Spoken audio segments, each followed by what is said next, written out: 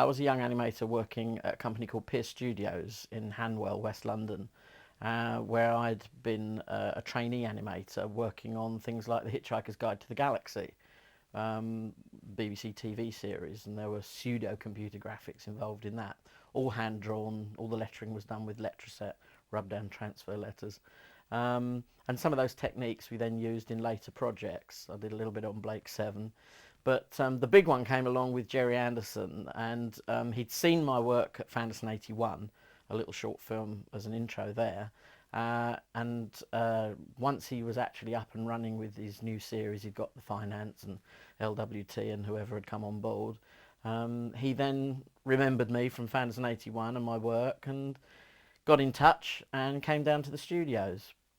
This was a big day, this was a big event. It was quite exciting, you know, childhood hero, thinking of all those programs and films that he'd made over the years. And he came for a meeting, had a look at what the studio could offer. By this point, the studio had begun to do work with computers. Pierce Studios' computer was, by nowadays standards, extremely crude. It was really a workstation meant for doing architectural design, sort of more CAD-based sort of stuff. It could do line drawings. There were no colour images. There was no way of going directly from the computer onto film. So this meant going through an artwork stage. And the way this worked was that the animation that had been done on the computer by people like Rod Lord and John Percy, who were the senior animators there. I was sort of fairly junior. I'd just gone freelance, but I was still working mainly there. The animation that they produced was plotted out on paper by an ink pen, and this plotter would take forever to draw a single image. For instance, the video game, which was the initial piece of work that I was commissioned to do by Gerry, the video game that Neinstein would play involved flying through a group of buildings with a rocket ship blasting away at flying saucers coming towards them. Now, the buildings had to move in 3D, so there was no way of really doing that convincingly by hand. The computer medium was obviously the way to go. So the plotter would print them all out individually like this, and then you'd get the effect, if I just flick through them, of the buildings coming towards you. Well, as plots like this on paper, as you can see, you know, they took a long time to draw each individual one, but they were dense in ink so that we could actually make a contact print with them and turn them into a black and white negative, so that all the black lines would be clear and all the white areas would be black. So here's what we produced from the computer artwork. This is a high contrast lith made in the darkroom as a contact print from those computer plots.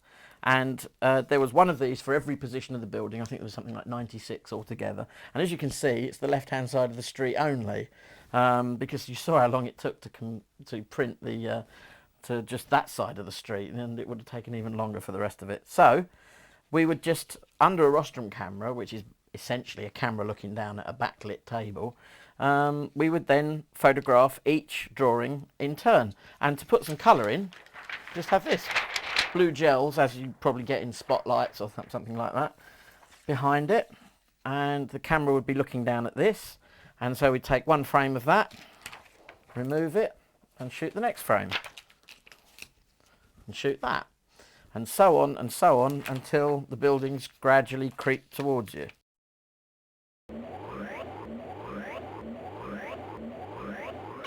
So, having exposed the left-hand side of the street, well, the right-hand side is all black, so there's nothing exposed on the film. And with the shutter closed, the film's wound back to frame 0, and we start again with the same artwork, only this time we photograph it over on the right-hand side. It's simply flipped over. The beauty of the black backlit artwork is that you can then use the artwork in a number of different ways, and that will become clear when we talk about the end titles. Now, I'd originally been taken on to design the video game, Einstein's video game, but I'd seen a copy of the script for Expect the Unexpected Part 1, the pilot episode, and I saw that there were just some rough notes on the title page for the title sequence. It said things like Mars invaded, Earth attacked, Earth defended by Terrahawks. very simple outline, and I imagined it being very much like a lot of other Gerry Anderson series, lots of action and these graphics flash cut in between.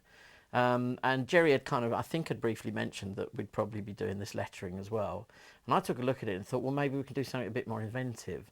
Now, I did a rough storyboard, which sadly seems to no longer exist. I don't know where that's gone.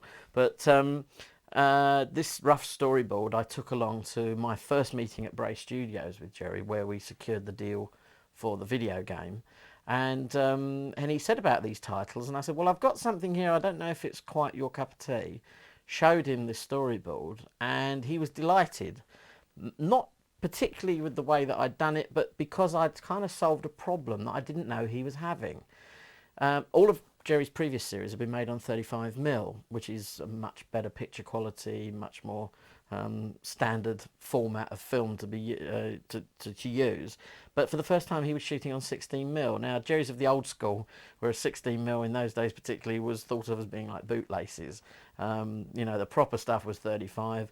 If he was going to have to dupe action sequences from other episodes to make a montage for his titles, the 16mm dupe quality is a bit rough. It's very grainy, and he didn't want his title sequences to look grainy. So by presenting him with a storyboard of a continuing flow of graphics, we could actually shoot it on 35mm and make 16mm reduction copies for him to cut into his episodes, and thereby retain good quality opening titles. The opinions divided as to whether the action sequences are better, and you know, I quite enjoy those. I love Thunderbirds and things like that, but the graphic sequence was a way round the problem of the maintaining the quality of the image. I was then commissioned to do a full-blown storyboard for the title sequence, and went away to design that separately, and came back to Gerry with the finished thing. He approved it, and we went into full-blown production on the title sequence. The title sequence was made up using a mixture of different techniques.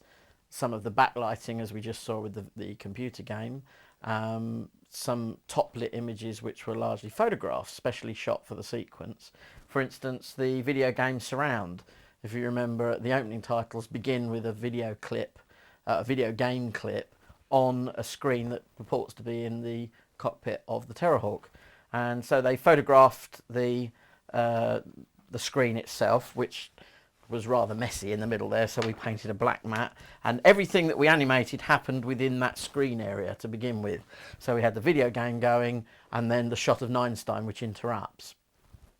The original version of Neinstein to be put into that screen was him actually in the Terrahawk cockpit turning to camera, but he delivered it a little bit slowly, and I think that they decided that it would be better to shoot a faster version, and indeed they shot one, and it was delivered to us in time to add into the sequence.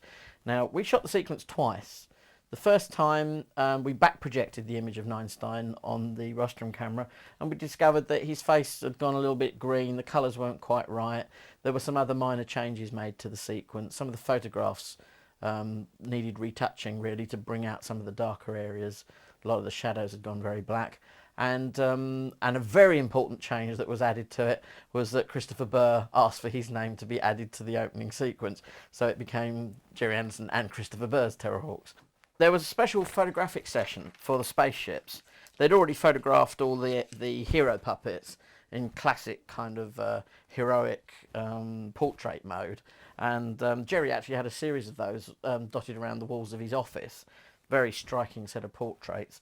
We had a little bit of retouching. You see on this cell there's a little bit of retouching on Hero's hair, but we set up a special shoot for the model spacecraft to be photographed in the attitudes as I had drawn on the storyboard. And that was an interesting one. Gerry had put me in charge of this shoot on a Saturday. He brought his team in. I think there was Steve Begg, Harry Oakes, the cameraman, and I think another assistant, and the stills photographer Doug Luke, who had worked on various other Gerry Anderson productions. And because he couldn't halt the production during the week, they were running 5 days a week constantly, they set up this special still shoot on a Saturday. But I was a youngster then, first time I've been put in charge of something like this, and one of the problems was that he'd asked for the shoot to double up as heroic poses of the craft to be used for publicity purposes, as well as the angles and attitudes that I needed for the title sequence. And of course this meant that we had double purpose for the stills, and it slowed us up immeasurably, because for my purposes it didn't matter if the strings were showing that held the craft up when we photographed say the Terrahawk against a blue sky background. It didn't matter to me if the wires were showing, because I was going to paint black mats around them to cut them out and put them on the black background. But for the heroic publicity poses of the craft, they went through all the usual rigmarole that I understand they did for the model shooting, which was to use various coloured powders to puff out all the wires. Now this took forever, and increasingly as the day went on we found we were getting less and less time to do each one of the craft in turn. And indeed I think for the Hawk wing we never really quite got the shot that I wanted. One of the interesting ones was that for the Zeroids, when we put those up for the shot that I needed, in order to get the nice low angle looking up at them, we put them all on rolls of gaffer tape, or duct takers I think the Americans call it. But then for the publicity purposes we put some greenery in front, and you may have seen that photograph on one of the posters. But as far as I was concerned, once we'd actually got the shot that we needed, we could then paint a black mat to cut them out. And if you remember in the title sequence there was a nice red stripe went across here with the word Zeroids written on. Another interesting one was the logo, which the main Terrahawks logo had been designed by a guy who was working in the model effects department at Bray, and that was Mark Harris. And Mark had done a very nice airbrushed logo, of which this is a print. But this was famously a story that went round everybody at Bray, and it was hilarious. Much hilarity was had by all when we discovered that Mark was actually a member of the Anderson Burr team, and as such, because he designed the artwork, they had to legally buy the logo off him. And so Gerry bought it for the legal minimum, which is £1, and Mark Harris decided that the £1 was much better off framed and put in the bar at Bray, just to remind people kind of the remuneration that you would get working for Gerry Anderson. To aid with the title sequence, we were given various bits of reference. We had the hero shots of the puppets, which were, you know, nicely posed portraits. We had the specially shot photographs of the models, plus we had things like this reference artwork of the original blueprints for the Zeroids and the cubes. Now that was quite important, because the Zeroid was actually put onto the computer and was modelled so that we could get a nice animation of it bouncing and rolling away, and this is one of the original computer plots that was used. Not all of the Terrahawks title sequence was computer animated. For instance, the heroic shot of the Terrahawk here, which in its dynamic pose a bit like a sort of pterodactyl or something, originally I was going to have it fly up into camera, which is why it's mounted on this card like this. We were going to start up here and track it down like that, but in the end we decided no, what would be more fun would be to morph it, although the word morph in the computer context hadn't been invented yet, to change it from the silhouette of the ship here into the silhouette of the logo. When we worked out how long the computer would take to do it, we realised it was much quicker if I did it by hand. So that was actually one short little bit of traditional hand animation. I think we tested it once and did it on single frames and realised it looked a bit quick, so for the final version of the titles we slowed it down. I've taken the artwork along to a few conventions and things like that, and I think people are always surprised to see how tatty it all is. I must emphasise that these techniques really aren't used very much anymore. Nowadays everything is on computer, you know, everything's much slicker and tidier. For instance, here's Kate Kestrel and Hawkeye, just stuck down with little bits of sticky tape, which is all rotting now. I mean, it is 20 years ago. Things like sometimes we found that the edges and the highlights of the characters need a little bit of help and a bit of retouching, and a lady called Betty Day, who was one of the animators at Pierce Studios, she did a little bit of retouching on a cell overlay, an acetate overlay, a little bit of retouching on Hawkeye's hair there, and Neinstein was pretty much the same, again all just slapped down on the on pieces of cell. And again, there's a little bit of retouching on his hair, and on some of the craft as well. I mean, you know, for instance, the Battle Hawk itself is well, it's pretty damn near a painting. It's been so heavily retouched. The original photograph underneath had gone very dark and very black in places, so there's an amazing amount of retouching on that until Betty had almost completely repainted the craft. Here's an obscure one. You probably don't even notice this. As Neinstein interrupts the video game at the beginning of the title sequence, it needed a little bit of video flicker. And of course we were making everything on film with artwork and photograph and pasted up bits and pieces. So here we have a bit of video shash.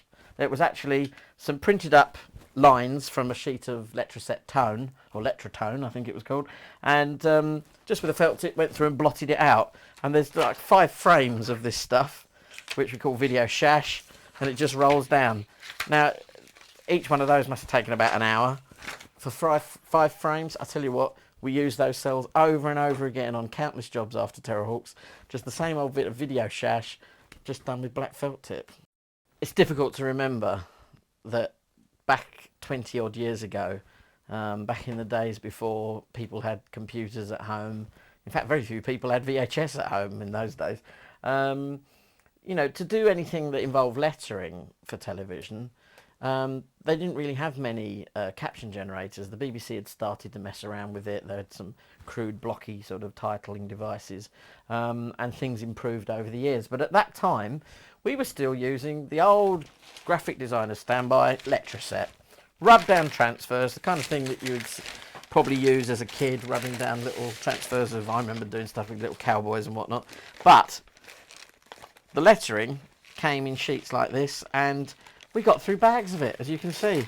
Loads and loads of lettering, because things like the M's would run out inexplicably. I don't know why the letter M was so popular. They put extra E's on because that's supposedly the most used letter in the English language. But M's, I seem to remember, always ran out. And the lettering style that we chose, there for Hudson colour, well, I chose it because it was called Spectrum, and I quite like the in-joke, but also because the R almost matched the R on the Rolls-Royce logo. So at the end of the programme, when it said filmed in Hudson colour, and I wanted the double R to look like just a quick hint of the Rolls-Royce logo, because Hudson was the roller, of course. So we chose this typeface called Spectrum, which of course was the organisation in Captain Scarlet. Bit hard to come by nowadays, but then we used it for absolutely everything. So the game over and the scores on the video game, the opening titles, the end titles, everybody's lettering in Terrahawks was done with the same Spectrum typeface. The only thing that was different was for the end titles, the Anderson Burr Pictures logo was simply blown up here from one of their letterheads and was animated on the computer to swing round. And if you remember that little bit of music that went with it, which we affectionately referred to as the cat whittling.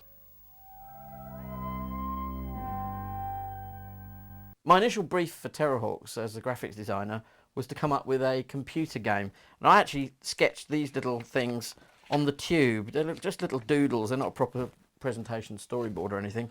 Just trying to work out what would be good, how the spaceship might drop its bombs or fire things, and don't know what that is. That's not a Terrahawk. And after all these little doodles had been thought about and discussed for a while, then I'd actually then do a proper presentation storyboard. So we got a recording of the music and played it back frame by frame and broke down all the beats of the music so that everything could happen in time to the music. Lettering would flash, which was simply a way of double exposing a very bright overexposed set of lettering over the top of the original lettering. Images would flash as they appeared, or indeed for Zelda, the images would work in time to the music. So we'd have a series of black mats that would reveal one image at a time. Her brain would scan in, followed by her eyes and mechanics as if she's some kind of cyborg. And then there was another layer for her skull, which was actually based on an Aztec mask that I remember seeing at the British Museum. And gradually, one by one, these would scan until you build up the entire image.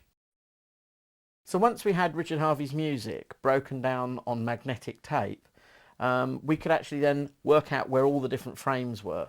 If there was a beat of music where we could flash in some lettering or flash an image as it appeared. We'd just briefly overexpose the image just for a few frames and fade it down to normal exposure. That's how that was done.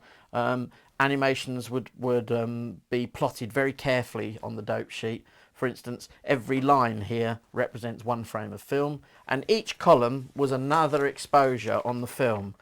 Every layer of the artwork building up layer after layer until the full image is complete. So for instance here we've got the grid appearing, things are happening on the beat of the music. You've got Mars invaded suddenly being picked out there. We know exactly which frames they're going to go on, and the whole thing is planned out on this sheet so that by the time you get into the rostrum camera room you know exactly where everything should be. At any given frame of film you know where every piece should go. And that was it. Sometimes we'd have as many as 20 or even 30 exposures on the same piece of film.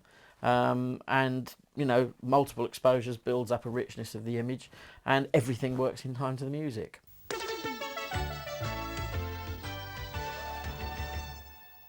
Another piece of the Terrahawks title sequence that was done on the computer, again plotted in ink on paper in the old-fashioned way, was the Terrahawks shield, which was designed by Mark Harris. And we were given an airbrushed, I think, a piece of artwork of it. That was then scanned into the computer. So here's the computer plots of the shield, which then bit by bit tilt up towards camera in 3 dimensions, and we zoom through the middle. When it came to the end titles, I thought the zeroids and the cubes were definitely some of the most interesting elements of the programme, and perhaps we could play a game with them during the end titles.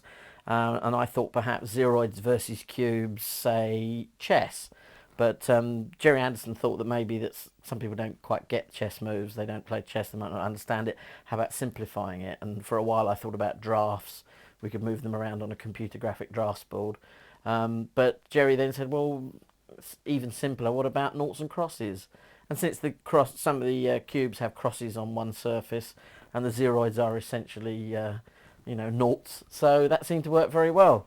They were manipulated on computer by Rod Lord, printed out, plotted out on paper again in ink by the computer, backlit under the rostrum with little pieces of coloured gel cut out to make the cubes red and the zeroids blue. Very much the plot was that the zeroids, being the heroes, should win fair and square, and the cubes, being Zelda's baddies, that they should only win by cheating. And we actually came up with 3 different game scenarios where the zeroids win and 3 scenarios where the cubes win. And we found that because the artwork was backlit, each of those 6 different games could be flopped over. So we ended up with 12 different games, the 13th one being the opening, being the end title sequence for the pilot episode, which the matting process on that was a little bit more complicated, so we simplified it over subsequent episodes.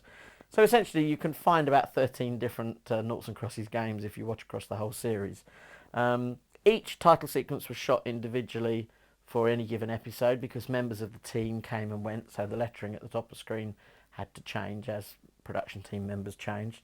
And you know, it was pretty much random really. Some weeks the zeroids would win and some weeks the cubes would win. And even now I find that people of a certain age, they would have been kids when the show was originally on, seem to remember the zeroids and cubes, the noughts and crosses game every week as being an essential part of the entertainment, trying to guess who was going to win this week. As each of the zeroids and cubes appeared, what we would do is simply on the frame where it appeared, cover up all the other zeroids and cubes, remove the coloured gel and just flash for 12 frames. It would be overexposed, very bright, with a bit of smeary Vaseline on a cell just near the lens to just overexpose that one character briefly for half a second, and then the shutter would be gradually closed down until it faded out, and then we'd wind the film back those 12 frames and put in the coloured gel. So you just have, just for half a second, one of the characters would flash and appear, and throughout the sequence you see that happens, and it usually happens on the beat of the music if we've done it right. And then the lettering would be double exposed at the top of the screen as with yellow gel behind it. Apart from the title sequence, the computer game, and the end titles of the noughts and crosses, there were various other little jobs that came up during the time. There were special end titles for each of the VHS home video releases in the late 80s, or mid to late 80s. There was also Kate Kestrel released a couple of singles, and one of them was SOS Mr. Tracy, and again they wanted some graphic SOSs to cut in amongst the pop video. So I just did a storyboard with a number of different ways of revealing SOS, Morse codes, dots and dashes, that kind of thing, and you know, little pictures of Kate Kestrel flashing up in between lightning bolt ones. Anyway, I shot a variety of them, and a couple of them I think made it into the video. I gave them a choice. Then it came to the sort of round about late '84, I think it was. I was asked to do a special end title sequence for the American version of Terrahawks. I understand there was a whole animated extravaganza for the Japanese titles of Terrahawks, but they wanted to use a Kate Kestrel single for the end titles in America. And Gerry was quite concerned that we just do some kind of a cheap sequence. He didn't want to use the noughts and crosses because there weren't going to be a variety of sequences, so we wouldn't get the idea of the noughts and crosses, you know, different ones winning each week. So he wanted something simple, something where we could combine all the different captions from across the whole series, where different members of the production team came and went. And the simplest thing was to just do a little bouncing Zeroid, which is what it was. There was a piece of graduated tonal background which was bought from an art shop, and a little cell of a bouncing Zeroid that was literally panned up and down, bouncing at the side of the screen until eventually bounced and crashed down on top of one of Zelda's cubes, and ultimately smashing it all to pieces. That was a nice little sequence. A lot of the artwork has disappeared now, sadly. Some of the stuff I've managed to keep. You know, Terrahawks is quite important to me. It was my first job as a freelance animator, so I look back on it now quite fondly. And you know, I had nieces who were, you know, very young at the time and enjoyed the series, so I kind of enjoyed it through them as a viewer. It's nice to see that it's getting another airing now. Finally we get to see it in all its glory on DVD. Yeah, so the other string to my bow was doing personal appearances as Youngstar for Terrahawks, which we went to all sorts of places. Short version with Thorpe Park, we did RAF Upper Hayford. I did 3 days in Scotland wearing this very sweaty rubber mask that Susan Moore, who sculpted the original Youngstar and Zelda, had made, and she often appeared as Zelda, and Stephen Mansfield appeared as Sistar, wearing one of Sue's old bra stuffed with socks, I seem to remember. But I loved doing Youngstar. You could get away with murder with the kiddies and that, and at Thorpe Park we had a blast. But he was my favourite. Oh yes, oh hello mother. Oh. Bit of a, I think they say all animators are frustrated actors at heart. But the weirdest one was having to be interviewed as Zelda in air at a toy fair on radio. And I hadn't even got the costume on yet, so I had to duck down under this sort of plinth and talk in the microphone and do my very bad, all apologies to Denise Bry, Zelda impression. They're cursed Terrahawks! Yes. Embarrassing.